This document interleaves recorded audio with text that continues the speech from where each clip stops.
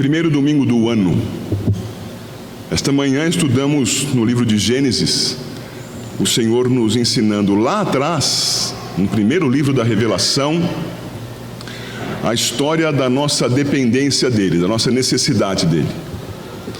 Vimos ali que o Senhor aponta características suas, o seu caráter, como Criador, como justo, como bom, como gracioso, um preservador, aquele que preservou o seu povo e exerceu justiça sobre todos os que se afogaram, a consciência que deu aos 8 que estavam na arca, da grandeza da graça sobre eles aplicada, ao mesmo tempo que esses agraciados sabiam que lá fora estava um universo de gente, grande número de pessoas e de todo animal que respirava ar, morto debaixo d'água. A dependência de Deus, que implica na obediência à sua palavra, traz e trouxe naqueles e ensina a cada um de nós a partir de então que nós precisamos estar conscientes de que salvação de alguns implica obrigatoriamente na perda de outros. E o Senhor escolheu a quem salvar. Temos que ser gratos por estarmos incluídos nesse grupo. E ao participarmos daquilo que a Bíblia apresenta como arca, identificamos aquilo como a igreja. A igreja que passa pelas ondas de um mar revolto. A igreja que é bombardeada por todos os lados, mas porque está guardada em Cristo Jesus, na igreja, no seu povo, neste grupo de pessoas que confessam o seu nome, então ela pode seguir adiante, cuidando uns dos outros, ajudando uns aos outros a prosseguir o caminho e aguardando porque num dia, depois de muita espera, o Senhor se lembra da arca e vem buscar o seu povo. Um dia o Senhor vai voltar e o Senhor vai nos levar para uma nova situação de existência, não aquela da corrupção do mundo, mas após a transição do período da arca, na igreja, a bem-aventurança em novos céus e nova terra, simbolizados ali no capítulo 8 e no capítulo 9 de Gênesis.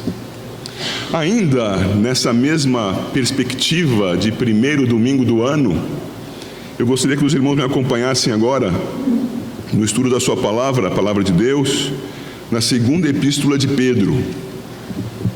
Segunda epístola de Pedro.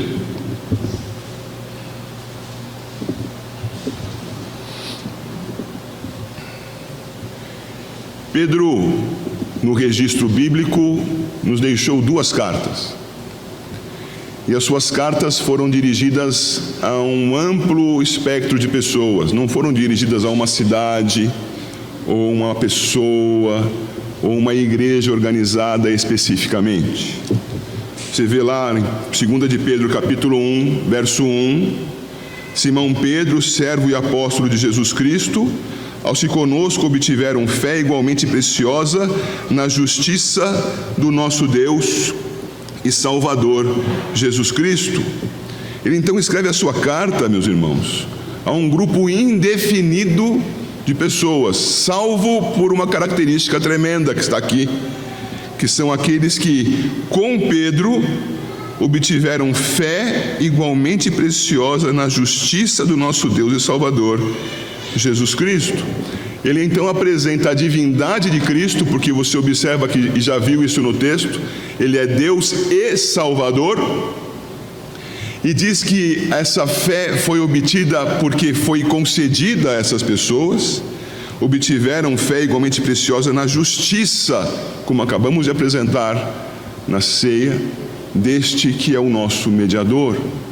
Então a sua carta tem um grupo de pessoas disperso na época em que ela foi escrita.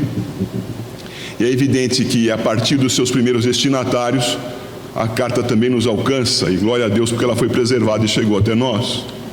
Esta carta, meus irmãos, foi escrita provavelmente na metade da década de 60 do primeiro século. Isso provavelmente porque Pedro vai dizer na sua carta que já estava esperando para morrer.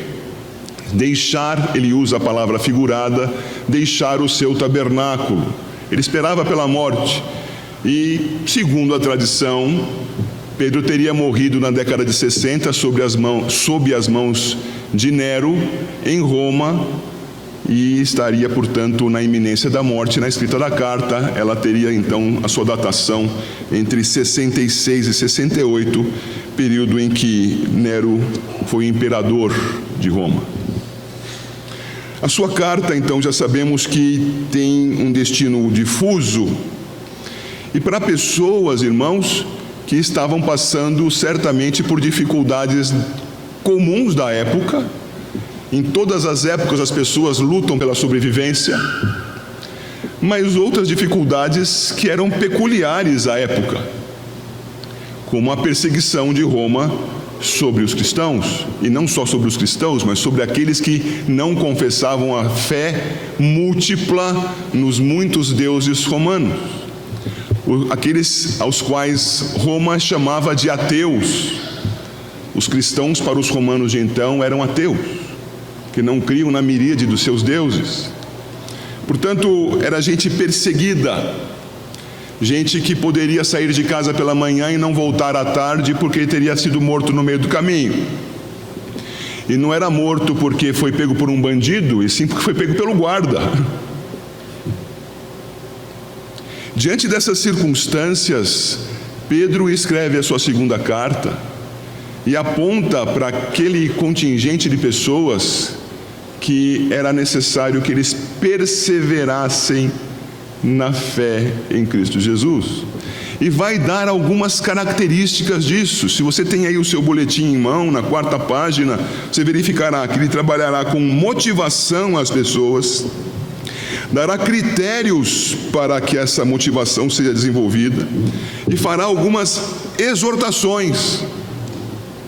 E com base nisso que Pedro ensinou os seus da sua época, nós vamos, com a graça do Senhor, fundados nas Escrituras, olhar para os nossos dias e buscar a aplicação destas coisas que Pedro ensinou para nós que vivemos no século 21 e começamos agora o ano de 2020. Então ele começa, meus caros irmãos, motivando as pessoas a viverem em santidade. No capítulo 1, versos 3 a 7, peço que você acompanhe, por favor, a leitura.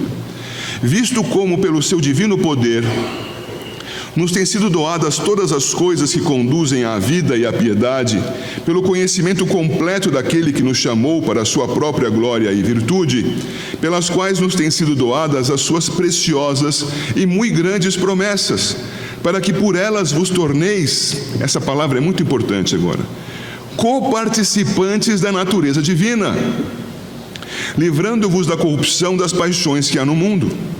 Por isso mesmo, vós, reunindo toda a vossa diligência, associai com a vossa fé a virtude, com a virtude o conhecimento, com o conhecimento o domínio próprio, com o domínio próprio a perseverança, com a perseverança a piedade, com a piedade a fraternidade, com a fraternidade o amor.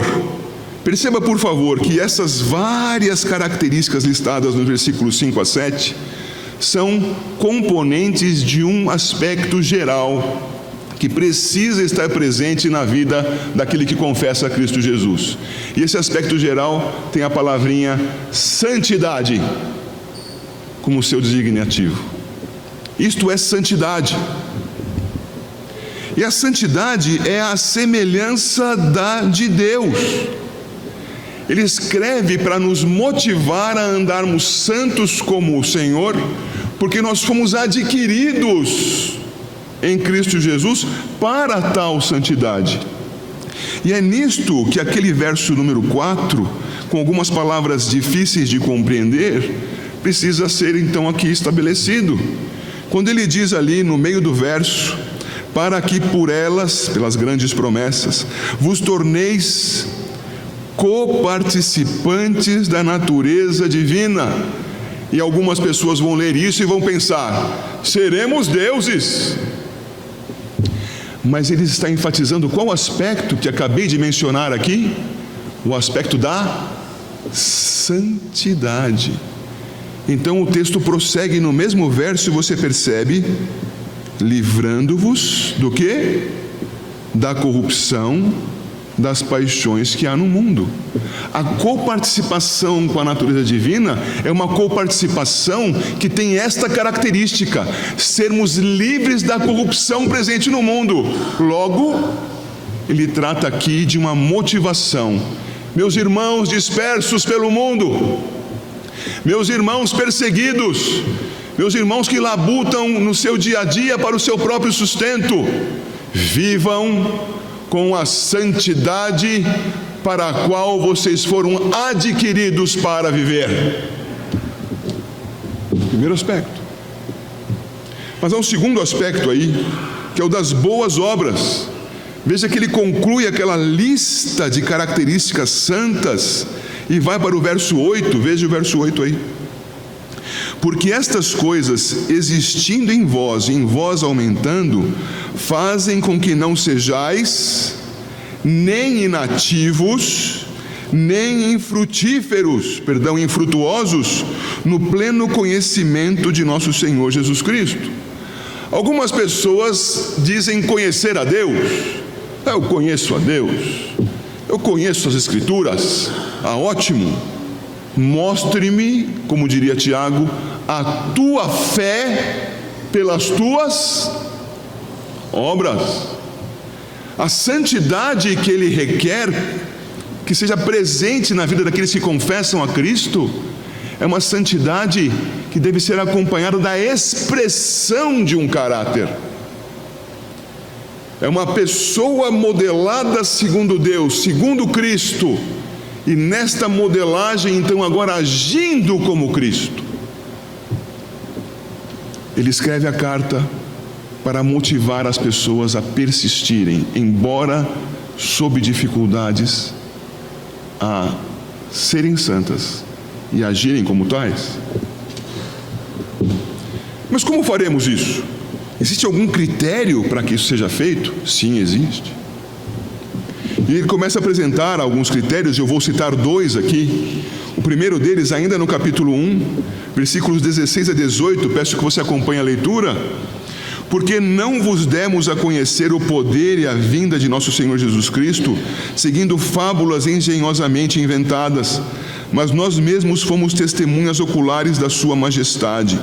Pois ele recebeu da parte de Deus Pai honra e glória, quando pela glória excelsa lhe foi enviada a seguinte voz: este é o meu Filho amado, em quem me comprazo. Ora, esta voz vinda do céu, nós a ouvimos quando estávamos com ele no Monte Santo. O que ele está dizendo aqui, meus irmãos?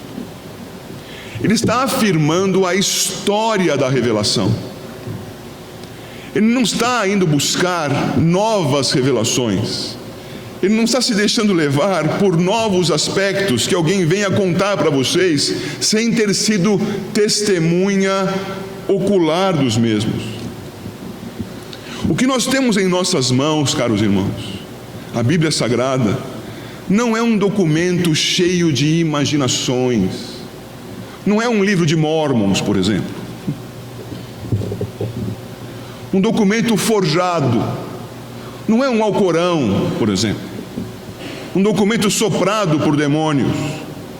É a história registrada. Não está se falando de um Cristo, alguém que teria iludido as pessoas, estando presente como um holograma diante de outros, e que teria um substituto ao próprio Cristo sendo pregado na cruz.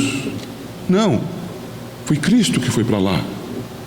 E aqui no evento que ele diz ter sido testemunha, ele viu, estava presente e ouviu, quando a voz celestial, a voz do Pai, disse: este é o meu Filho amado, em quem tenho prazer. Nós, diz ele, somos testemunhas disso. Estes são os apóstolos. O Novo Testamento é o registro apostólico da história. Qual é o critério, então, para nós darmos crédito à palavra que nos é dita? O critério é que ele seja histórico, conforme o testemunho dos apóstolos. Por isso que a Escritura vai chamar isto de doutrina dos apóstolos, a que receberam de Cristo, seja vendo, ouvindo, convivendo com Ele, e a registraram. Mas há um segundo critério, além da verdade histórica, que é o apego à própria palavra, a palavra já revelada. Versos 19 a 21 desse mesmo capítulo, temos assim: tanto mais confirmada a palavra profética, e fazeis bem em atendê-la, como a uma candeia que brilha em lugar tenebroso, até que o dia clareie e a estrela da alva nasça em vosso coração, sabendo primeiramente isto, que nenhuma profecia da Escritura provém de particular elucidação, porque nunca jamais qualquer profecia foi dada por vontade humana. Entretanto, homens santos falaram da parte de Deus, movidos pelo Espírito Santo. O que ele está dizendo aqui, meus irmãos, é que a palavra entregue até Cristo, e que depois ele reconhecerá a palavra entregue também pelo apóstolo Paulo, final dessa mesma epístola. A palavra entregue por meio dos profetas era como uma candeia brilhando no meio das trevas, ajudando-nos a ver o caminho. E essa candeia que brilhava no meio das trevas não veio pela luz dos próprios profetas, ela foi dada pelo próprio Deus, porque ele disse que nenhuma profecia da Escritura provém de particular, e veja como a palavra é própria, elucidação. A candeia ilumina o caminho por meio de uma luz que lhe foi dada. O profeta foi elucidado, recebeu luz, para comunicar luz adiante. De modo que nós, crendo no que o profeta disse, e isto quer dizer, no contexto de Pedro, o Antigo Testamento, no nosso contexto atual, as Escrituras que temos em nossas mãos, o testemunho apostólico, nós não vamos ser enganados, confundidos. Devemos ser santos, devemos agir com santidade. Mas como fazê-lo? Segundo as Escrituras, segundo a verdade histórica, segundo o testemunho dos profetas, dos apóstolos, das Escrituras. Ele continua dizendo mais e vai fazer exortação, uma longa exortação. Meus caros irmãos, a epístola de Pedro, se você der uma folheadinha, verificará que ela tem 3 capítulos. Todo o segundo capítulo e o início do terceiro, tudo isto é exortação contra falso profeta, contra a gente que apresenta novidade, contra a gente que quer iludir as pessoas. E os falsos profetas estão particularmente mencionados no capítulo 2, nos versos 1 a 3. Por favor, olhe lá. Assim como no meio do povo surgiram falsos profetas, assim também haverá entre vós falsos mestres, os quais introduzirão dissimuladamente heresias destruidoras, até o ponto de renegarem o soberano Senhor que os resgatou, trazendo sobre si mesmos repentina destruição. E muitos seguirão as suas práticas libertinas, e por causa deles será infamado o caminho da verdade. Também, movidos por avareza, farão comércio de vós com palavras fictícias. Para eles o juízo lavrado a longo tempo não tarda, e a sua destruição não dorme. Falsos profetas, gente que esteve no meio do povo durante o período do Antigo Testamento. Nós temos o registro em nossas mãos do Antigo Testamento e temos estudado aqui em nossas manhãs os profetas do Senhor. Não podemos nos deixar iludir pensando que somente aqueles existiram. Houve outros profetas fiéis que não deixaram registro escrito: Elias, Eliseu e outros. Mas, meus caros, foram incontáveis os falsos profetas. Os profetas que iludiam o povo. Os profetas que diziam ao povo que se desviava dos preceitos do Senhor, que eles poderiam continuar como estavam, porque aquela era a vontade do Senhor. e diziam, como os profetas anunciam a respeito desses falsos profetas: paz, paz, quando não há paz. E iludindo as pessoas, faziam com que na sua dissimulação fossem seguidos por essas pessoas. E é disso que fala o versículo 2. Muitos seguirão as suas práticas libertinas, e por causa deles será infamado o caminho da verdade. Pare e pense nos anos que nos precederam, e não pense que vai ser completamente diferente em 2020 e em outros. O Evangelho do Senhor Jesus Cristo tem sido infamado por causa dos falsos profetas neste nosso Brasil e ao redor do mundo. Quantos há que abrem a palavra de Deus para estudá-la, para expô-la, para se submeterem a ela? E quantos há que se utilizam dela, que a manipulam, que fazem, como diz o versículo 3, movidos para a avareza, comércio de vós, que iludem as pessoas para delas tirarem proveito. Tanto Jeremias quanto Ezequiel mencionam os maus pastores que cuidavam do seu rebanho a fim de engordá-lo, mas engordavam o rebanho não para vê-lo feliz, mas para o consumirem, porque a ovelha gorda tinha um sabor especial na carne por conta da gordura. Essa figura usada lá atrás é trazida novamente aqui. Os falsos profetas que iludem as pessoas para tirarem delas proveito. Eu vou dizer a vocês que estas são as congregações mais cheias que se estão reunindo agora ao redor do nosso país. As congregações dos falsos profetas, dos que prometem o céu na terra. Falsos profetas. Então passamos ao capítulo 13 e vemos ainda sobre falsos profetas a exortação quanto ao cuidado necessário em relação a eles. Amados, esta é agora a segunda epístola que vos escrevo. Em ambas procuro despertar com lembranças a vossa mente esclarecida. A palavra é importante. Luz que brilha no escuro, a candeia acesa. Essas pessoas que foram iluminadas para tanto, vimos no final do capítulo 1. Agora ele está dizendo: a vossa mente esclarecida, luz do Senhor sobre aquelas mentes. Verso 2: para que vos recordeis as palavras que anteriormente foram ditas pelos santos profetas, diferenciando dos falsos, bem como do mandamento do Senhor e Salvador, ensinado pelos vossos apóstolos, tendo em conta, antes de tudo, que nos últimos dias virão escarnecedores com os seus escárnios, andando segundo as suas próprias paixões, e dizendo: onde está a promessa da sua vinda? Porque desde que os pais dormiram, todas as coisas permanecem como desde o princípio da criação. A exortação é: cuidado com os falsos profetas. Meus irmãos, nos nossos dias, ouvimos muitas coisas de pessoas que trabalham conosco, que estudam conosco, que andam conosco, que moram conosco, dizendo: Deus não disse que ia fazer assim? Deus não disse que faria aquilo? Mas a Escritura não falou que você pedir, Ele vai dar? A Escritura não disse que Ele iria voltar e que isso seria logo? Paulo considerava que ele mesmo seria transformado na vinda do Senhor, e nós, quando Ele vier, seremos transformados, diria Paulo em 1 Coríntios 15. Onde está? Ele não está cumprindo a sua palavra? O que é esse tipo de questionamento?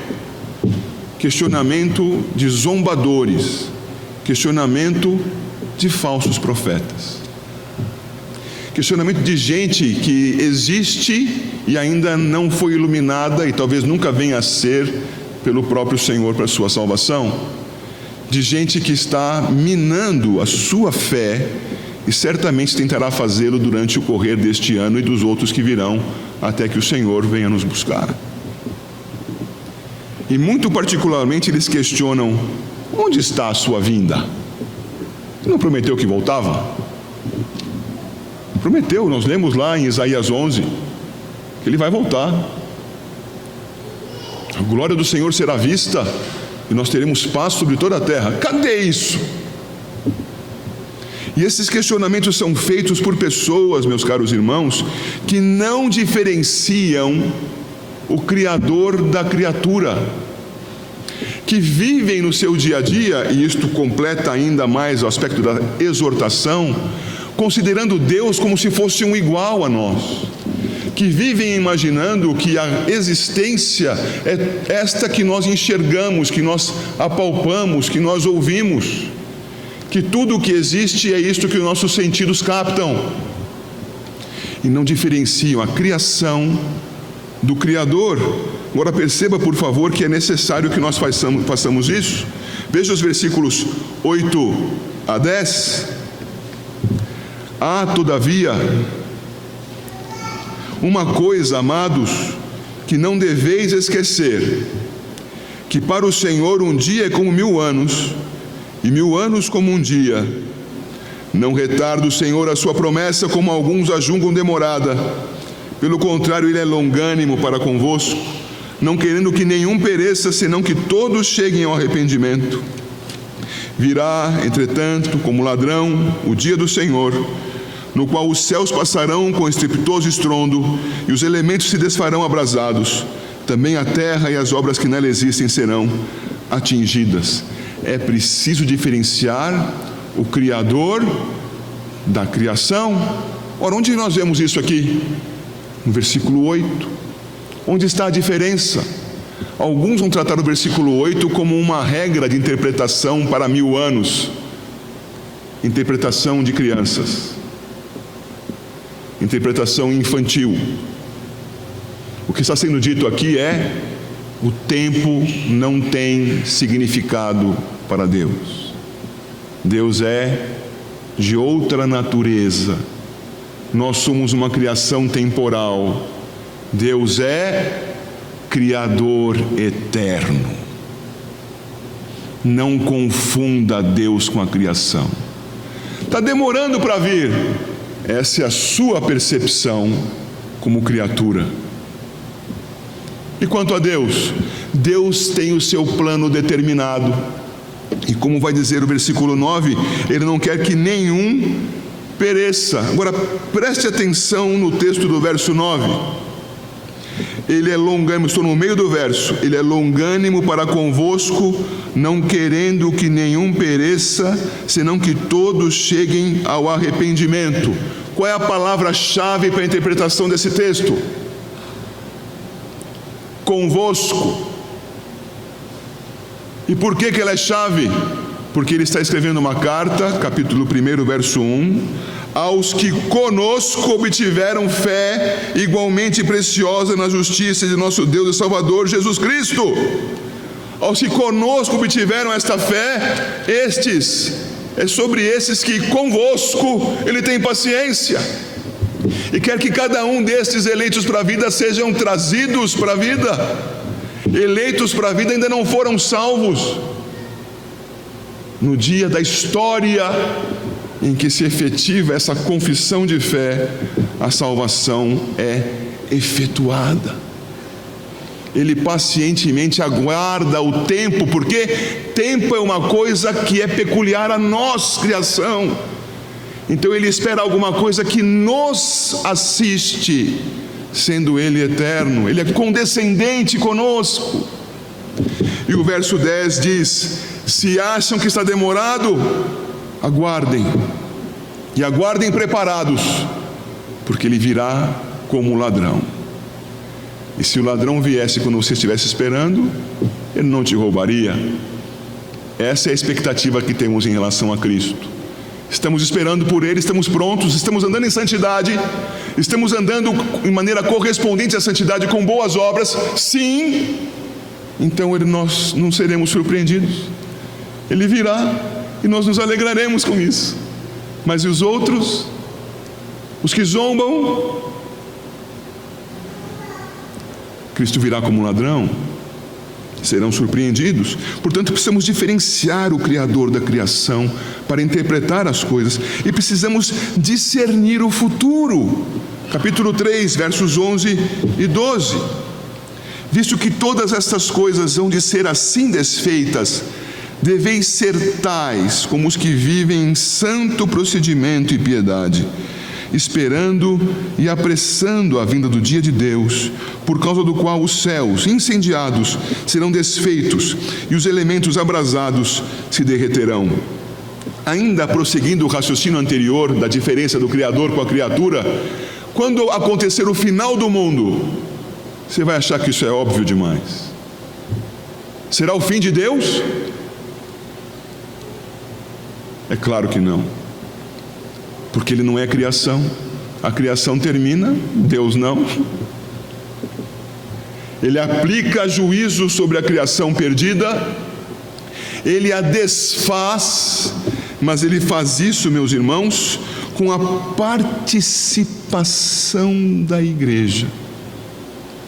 De modo que nós, vivendo de maneira santa, piedosa, honrada, digna, trabalhando com as nossas mãos em favor do Evangelho, anunciando a verdade àqueles que estão ao nosso redor, estaremos, no dizer do texto, apressando a sua vinda. O dia está estabelecido. Nós não faremos com que isso seja retrocedido em alguns dias, meses ou anos, mas estaremos participando ativamente, com santidade e proclamação, neste 2020 e nos anos que vierem depois, participando da consumação do século. E Ele virá, então, e trará a sua justiça e a sua graça sobre aqueles que vivem neste mundo agora. O que fazer, então, diante de tudo isso? Com todas essas motivações, esses critérios e essa exortação, irmão, irmã, crente em Jesus, mantenha a esperança. Esse sermão se chamou Esperando a Justiça, porque Ele virá. E isso está resumido no verso 13. 3,13 diz: nós, porém, diferentes dos zombadores, diferentes dos falsos profetas, diferentes dos falsos crentes, diferentes desses que estão agora perdidos no mundo, nós, porém, segundo a sua promessa, a promessa feita nos profetas, a promessa feita em Cristo, promessa feita e apresentada nos apóstolos, segundo a promessa de Deus, esperamos novos céus e nova terra, nos quais habita a justiça. Essa é a nossa expectativa. Por isso essa manhã pregamos sobre o dilúvio. Por isso agora pregamos em 2 de Pedro. Porque a nossa esperança é no momento de tribulação. Pense aí agora, por favor, na comida que você mais gosta. Eu te dou um segundinho para você pensar. Chegou lá? Ela tem o seu preparo específico. Ela tem o seu nome, mas não é qualquer preparo que te agrada. Tem um preparo específico. E você sonha com ela daquele jeito. Estou ouvindo meu pai dizer agora: gostinho de infância. Pensou na comida? Pois é. Cadê a comida? Está aí na sua frente? Enchi você de esperança por comer isso agora, não é?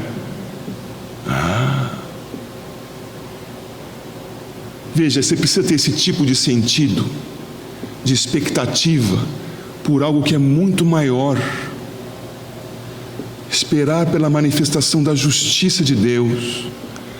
A justiça de Deus que já está aplicada sobre você, te fazendo justo hoje, te santificando hoje, te transformando hoje para ser como Cristo nessas ruas daí. Mas a justiça de Deus que será plenamente vista no dia de Cristo. Quando então você não ficará mais, voltando para a figura, pensando no prato preferido, você estará diante dele. Você não estará mais pensando, Cristo virá, você estará diante de Cristo. tendo vencido as dificuldades, enquanto a arca balança no mar bravio do dilúvio. Como é a nossa vida nestes dias, meus irmãos? A história da gente, a história da humanidade, passa por uma linha de cumprimento dos preceitos, dos propósitos, do plano divino, que vai chegar da criação até a consumação. Mas ela tem algumas características de tempos em tempos. A característica predominante lá atrás, até o final da Idade Média, era que havia algo central na vida das pessoas. Elas não sabiam ler, elas não sabiam interpretar bem o que viam nas imagens que estavam nas igrejas, mas elas sabiam de uma coisa: Deus estava no centro. Elas viviam desviadas para lá e para cá, elas não conheciam exatamente a redenção em Cristo Jesus, mas elas sabiam disso: Deus está no centro. Vem o período da Renascença. Graças a Deus pela Renascença, foi uma grande transição. E naquela transição, meus irmãos, o Deus que estava no centro foi colocado ao lado da racionalidade.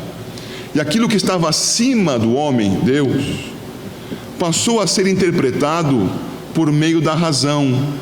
E isto, disse a vocês e repito, graças a Deus, porque foi assim que nós chegamos nas Escrituras. Foi assim que nós chegamos na Reforma. Mas isso foi extrapolado, de modo que essa transição entre Deus no centro para Deus no centro, segundo a racionalidade iluminada nas Escrituras, passou a ser Deus fora. No centro, aquilo que eu sinto, que eu percebo, que eu conheço, que eu ouço, que eu toco, que eu cheiro, que eu experimento. Deus fora. E isto foi crescendo, crescendo, até chegar no seu ápice no século XX. E o século XX, meus caros irmãos, pôde perceber que a verdadeira religião, o andar com Deus, o buscar a santidade, o buscar praticar a santidade, o usar o critério da história, o critério da verdade revelada, o cuidado com a falsa profecia, isso tudo se esmaeceu ao ponto de as igrejas começarem a minguar. Foi crescendo a necessidade de experiência, e a experiência sensorial aumentando, Deus perdeu o sentido para a cabeça humana, e a igreja passou a ser uma exceção na cultura. Ela era predominante na Idade Média, ela era muito importante na Reforma, ela praticamente sumiu até meados do século XX. Que momento nós vivemos agora? Uma nova transição. Esta nova transição está verificando que a racionalidade pura não é suficiente. É preciso voltar a pensar naquilo que está além. Alguns, desde a década de 20 e 30 do século passado, mais intensamente da década de 50 e 60, começaram a tratar o termo intuição como um termo importante. Então, pensam em alguma coisa fora do racional e inserem na razão. Surgiram a partir de então, em especial no Ocidente, inúmeras seitas religiosas. Inúmeras. E tem até cristianismo científico. Tem de tudo. Esta fase de transição em que nós vivemos é a fase em que as pessoas, sem observar os critérios das Escrituras, estão seguindo a qualquer falso profeta que abra uma porta na esquina. Isso está presente nos nossos dias. Hoje isso acontece. Por que estudar a segunda epístola de Pedro? Para que os nossos olhos sejam abertos, irmãos. Para que nós nos demos conta do tempo em que vivemos, do tempo contraditório, transicional, saindo do racionalismo, ainda com a igreja presente, remanescente ali, mas entremos e percebamos que estamos num período de transição na cultura do Ocidente, e que nessa transição, se nós não ficarmos firmes nas Escrituras, nós vamos nos deixar levar pelos ventos dos falsos profetas. Seremos poucos aqui. Que sejamos firmes. Que não compremos, irmãos, os gatos que estão sendo vendidos aí fora como se fossem lebres. Que sejamos perseverantes. Que quando nos disserem, onde está a sua vinda? Lembremos, o Senhor é diferente de nós. Ele prometeu, Ele vai cumprir. Eu posso esperar nele e espero pela sua justiça. E enquanto espero caminhando com santidade e caminhando com obras que identifiquem a mim como seguidor de Cristo Jesus. Seja esse o seu caso. Deus abençoe a sua igreja. Amém.